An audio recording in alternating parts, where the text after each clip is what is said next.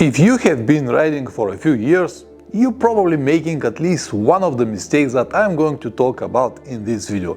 The problem is that they all feel completely normal until they don't.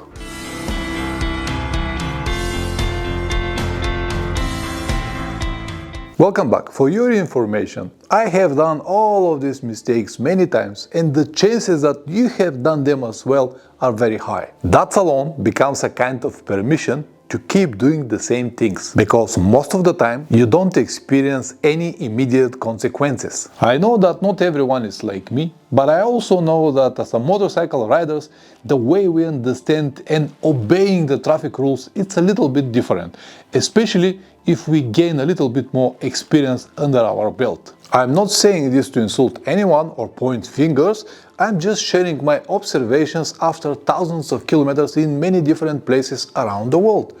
We are more similar than we like to think. I really hope the examples I'm going to show will at least make you think in the right direction. And maybe in the long run, that could help you prevent some serious accidents. Number 1. Making maneuvers without full visibility. This actually is more common than you think. For example, you stopped on unregulated, very busy intersection. The traffic is very heavy, and you look left, right, and you waiting for a specific gap to move on. The time is passing, traffic is the same, and you start getting nervous. And finally, you see a gap between the bus and the red sedan that is coming from the right, and you say to yourself, now or never, and you go, without being 100% sure that it is safe. And of course, the result is honking from the left and a few words about your mother. Sounds familiar, right? I'm sure it does. It happened to me many times, and after every situation like this, I said to myself, never again. In that moment, you were almost sure. Maybe 90, 95%, but definitely not 100%, but you still decided to go. 5% may feel like unacceptable risk, you might say. But let me tell you a personal story. In 2021, I was riding in Istanbul, Turkey.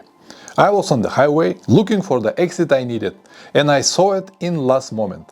The name of the exit was Maltepe, and believe me, I will remember it forever. I was riding in the left lane, and I wanted to move all the way to the right to get the exit that I needed. Maltepe. I saw it in last second. And the seconds that I had were not enough to judge the traffic behind me, and BAM! A car hit me from behind. I flew over the bonnet, smashed the windshield over the car, and landed hard on the ground. Let me tell you something funny. Maybe not funny, but interesting, that crossed my mind when I crashed. While I was in the air, before I even hit the ground, I wasn't thinking about myself, possible injuries, or what my family will experience. The only thought, stupid thought that crossed my mind at that moment was what I'm gonna say to the sponsors right now. Anyway, I stood up, and interestingly enough, I wasn't hurt at all. When I saw the car, I couldn't believe how damaged it was compared to my motorcycle. Long story short, with only a few small damages on the bike, I was able to continue my trip. The first thing that I did was to admit to myself and everyone else that it was 100% my mistake. I created the crash, and I did the mistake that I did that led me to this video. This was a classic example of seeing only 90 or 95% instead of the whole picture. Please don't do this. Never make any maneuvers before you're 100% sure. 100%, no less. Number 2. Assuming other road users will behave logically. When you start riding or driving, because of everything that you have been told by your instructor, you always assume that other riders or drivers will behave logically. With years of experience, you learn that it's not exactly like that, but you still allow yourself small risk here and there, believing that everything is going to be alright. This is very noticeable on long riding days, especially when you're very close to your final point. When you start relaxing and you don't think too much, basically riding on autopilot. And this is the moment I have to tell you something very important. You're not the only one feeling that way. The only real way to reduce problems like this in the future is to adopt preventive riding style. Always try to predict the mistakes of others. I'm sure you know what I mean. I talk in more details about this in my new online course, Adventure Riding Without Illusions. Link in the description below. Number 3. Continuing to ride even when you are no longer fit to ride. This happens very often, especially during group rides. There will almost always be someone better than you, faster than you, clever than you, with more skills than you. Everyone has limits, and once you cross them, a few things will follow. You will start making mistakes, which is already dangerous enough. In the best scenario, you will just be completely exhausted on the next day. And yes, both of these things can be also happen when you ride alone. But when people ride solo, they usually respect their limits more. Number 4. Trying to adjust settings while riding. Playing with the settings on your motorcycle, adjusting the camera, trying to zip your ventilation pockets or to find something in your pocket. We all have done that. But I cannot tell you how many times I almost lost control because of this, especially when dealing with camera. This is very dangerous behavior and it is easily preventable because nothing is more important than your life. Please don't do it. Number 5. Riding while cold and pretending it doesn't affect you. Sometimes it's very difficult to predict the weather, and that's okay because you can always stop on the road, remove something or add some layers if necessary. But the problem is that many people, including me, don't do it. There are a few common reasons. It will pass in a bit. I don't want to open my bag right now. I just overtook those trucks and I don't want to stop. Or maybe you want to play a man made of steel. Fair enough, but hypothermia is real and it can catch you unprepared very quickly.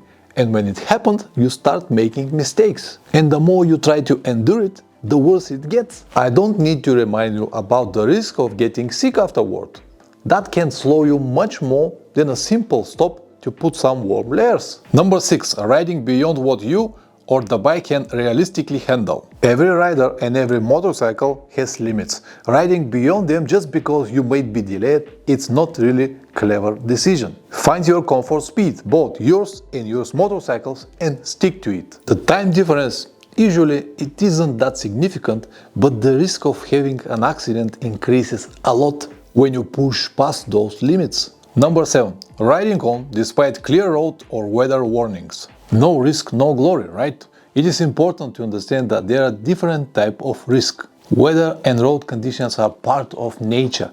And remember, you can't beat nature. It will win every battle and it will always ask for more. Let me give you another one personal example. Last year, we were riding in Patagonia with my riding friend Plamen. One section of the famous Ruta Coherente was closed because of strong winds. There was a sign on the road saying that you had to stop at police station for more information. Of course, we, being a strong Bulgarians, ignored the sign and continued riding.